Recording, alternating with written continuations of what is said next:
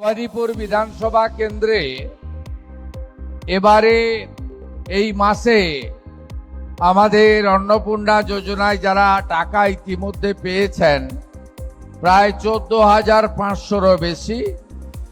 আরও আমাকে দপ্তর থেকে বলা হয়েছে অনুমোদিত হয়েছে আরও প্রায় 2,500, অর্থাৎ 17,000 মা বোন দিদি এই আগস্ট মাসে তারা অন্নপূর্ণা যোজনায় নথিভুক্ত হয়েছে। আপনারা এতটুকু বিচলিত হবেন না। মমতা বন্দ্যোপাধ্যায় 15 বছর এই রাজ্যে সর্বনাশ ছাড়া অন্য কিছু করেননি। 1,45,00,000 মা বোন দিদিকে টাকা দিয়েছি, জুনে 28 লক্ষ। অত তাড়াতাড়ি তালিকা ঠিক করা যায়নি। জুলাইতে 1,19,00,000, এ মাসে 1,45,00,000। যারা এই সামান্য অল্প ভাতার উপরে নির্ভর করেন বা প্রকৃত পাওয়ার হকদার, আরো যদি 20-30 লক্ষ লাগে আমি সেটা দেওয়ার ব্যবস্থা করব। ভবানীপুর বিধানসভা কেন্দ্রে এবারে এই মাসে আমাদের অন্নপূর্ণা যোজনায় যারা টাকা ইতিমধ্যে পেয়েছেন প্রায় 14,500-রও বেশি। আরও আমাকে দপ্তর থেকে বলা হয়েছে অনুমোদিত হয়েছে আরও প্রায় 2,500, অর্থাৎ 17,000 মা বোন দিদি এই আগস্ট মাসে তারা অন্নপূর্ণা যোজনায় নথিভুক্ত হয়েছে এবং তারা প্রত্যেক মাসেরই দ্বিতীয় সপ্তাহে এই অর্থ তাদের অ্যাকাউন্টে পশ্চিমবঙ্গ সরকার পাঠাবে, যেটা আমরা আপনাদের আগে প্রতিশ্রুতি দিয়েছিলাম। আমি আপনাদের কাছে একটা কথা দিতে পারি, যে আশা ভরসা স্বপ্ন নিয়ে আপনারা ভারতীয় জনতা পার্টির সরকারকে এনেছিলেন, শুধু ভাতা নয়, আপনারা এনেছিলেন পশ্চিমবঙ্গে যাতে সর্বস্তরের ব্যাপক উন্নয়ন হয়। মাননীয় প্রধানমন্ত্রী নরেন্দ্র মোদীজি তিনি নিজে প্রচারে নেতৃত্ব দিয়েছেন। আমাদের সরকারের বয়স খুব বেশি হয়নি, মাত্র 106 দিন এই সরকারের বয়স। এটা এমন কিছু সময় নয়, কিন্তু আমরা জানি যে যারা ভোটে হেরে গেছেন বা যারা কোনোদিন ভারতীয় জনতা পার্টিকে মনে প্রাণে চায় না, তারা ভারতীয় জনতা পার্টির দেশপ্রেম, জাতীয়তাবাদ, ভারতীয়ত্ব এবং মোদিজির নেতৃত্বে ভারতীয় সংস্কৃতি তথা বাঙালি সংস্কৃতি এবং সনাতন সংস্কৃতি আমরা যারা বিশ্বাস করি, যেটা হারিয়ে গেছিল বাংলা থেকে, তারা চায় না আমরা এখানে মানুষের জন্য কাজ করি।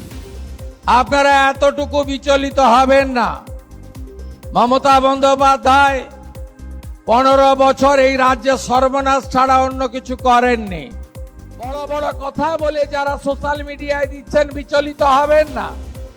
মাত্র 500 টাকা দিতে কতদিন লাগিয়ে দিয়েছিল? 2021 সালে 500 টাকা দিতে 24 সালে লোকসভা ভোটের 2 মাস আগে ওই 500টা হয়েছিল 1000 টাকা, আর বিধানসভা ভোটের 3 মাস আগে ওই 1000টা হয়েছিল 1,500 টাকা।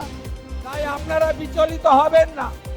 যারা ভারতীয় জনতা পার্টি করার জন্য বিগত সরকারের আমলে বঞ্চিত হয়েছেন, এই সরকার তাদেরকে অগ্রাধিকার দেবে।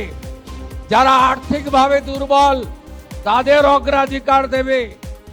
আমি স্পষ্ট জনমত পেয়েছি। 2,92,00,000 মানুষের ভোট, 208টা সিট নিয়ে জিতিয়েছি। ফলতাতে 1 লাখ ভোটে জিতেছি।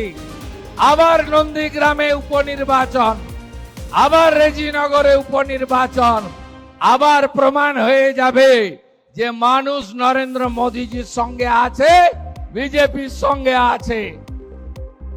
1,45,00,000 মা বোন দিদিকে টাকা দিয়েছি, জুনে 28 লক্ষ। অত তাড়াতাড়ি তালিকা ঠিক করা যায়নি। জুলাইতে 1,19,00,000, এ মাসে 1,45,00,000। এটাও কথা দিয়ে গেলাম, যারা এই সামান্য অল্প ভাতার উপরে নির্ভর করেন বা প্রকৃত পাওয়ার হকদার, আরো যদি 20-30 লক্ষ লাগে আমি সেটা দেওয়ার ব্যবস্থা করব। কিন্তু ধমক চমক দিয়ে, রিল বানিয়ে আর মিডিয়া ট্রায়াল করে আর 20 জন লোককে রাস্তায় নামিয়ে ওই হেরে যাওয়া তৃণমূল খণ্ড বিখণ্ড হয়ে যাওয়া, কে বলে আমি কালীঘাট, কে বলে আমি ঋতব, কে বলে গেলাম উত্তরে, কে বলে দক্ষিণে, ভাইপো আবার বিদেশে, পিসির ঘরে তালা চাবি লাগানো। আপনাদের এসব কোনো বুদ্ধি চলবে না। আর হঠাৎ করে জামানত জব্দ হওয়া পার্টি লালবাবুরা, তারা দিল্লির যন্তর মন্তর থেকে ডরিনা ক্রসিং আর যাদবপুরের ভিতরে ঢুকে যারা মরা কান্না গাইছেন, যাদবপুরকে রেখে তাদেরও কোনো সুবিধা হবে না। শুধু দেখতে থাকুন। আমি অনেক কঠোর কঠিন লড়াইয়ের মধ্য দিয়ে এই জায়গায় এসেছি। সিপিএম এর সূর্য যখন মধ্য গগনে, যখন 235 আসন, তখন আমি সিপিএম এর ছোট মুখ্যমন্ত্রী লক্ষণ শেঠকে তার বাড়িতে দাঁড়িয়ে হারিয়েছি 1,73,000 ভোটে।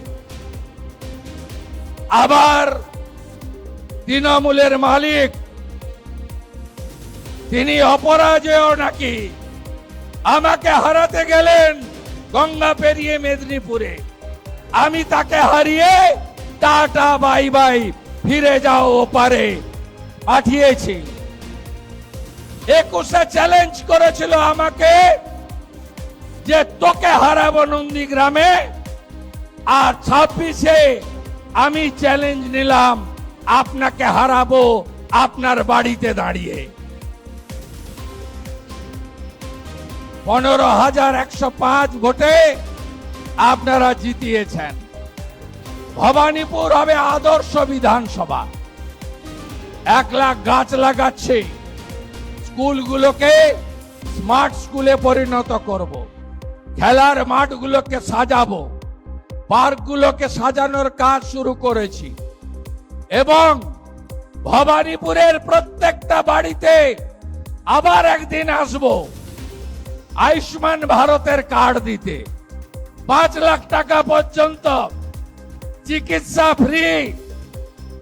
আর যারা আয়ুষ্মানের নিয়মে পড়বেন না, তাদের জন্য মুখ্যমন্ত্রী স্বাস্থ্য বীমার কার্ড দিয়ে যাব। শুধু পশ্চিমবঙ্গে নয়, ভারতের 38,000 হসপিটালে বিনা পয়সায় চিকিৎসা পাবেন। আমি আবার আসব 28 তারিখ রাখি বন্ধন আমি পালন করতে আসব ভবানীপুরে। আমি অর্থশালী লোকেদের বাড়িতে যাব না সেদিন। সেদিন আমি ভবানীপুরে পায়ে হেঁটে ঘুরেছি 8টা ওয়ার্ড। আমাদের ভিডিও ভালো লাগলে লাইক এবং শেয়ার করুন। কমেন্ট সেকশনে গিয়ে জানান আপনাদের মতামত। আরও ভিডিও পেতে আমাদের চ্যানেল সাবস্ক্রাইব করুন এবং প্রতি মুহূর্তে খবরের আপডেট পেতে প্রেস করুন বেল আইকন।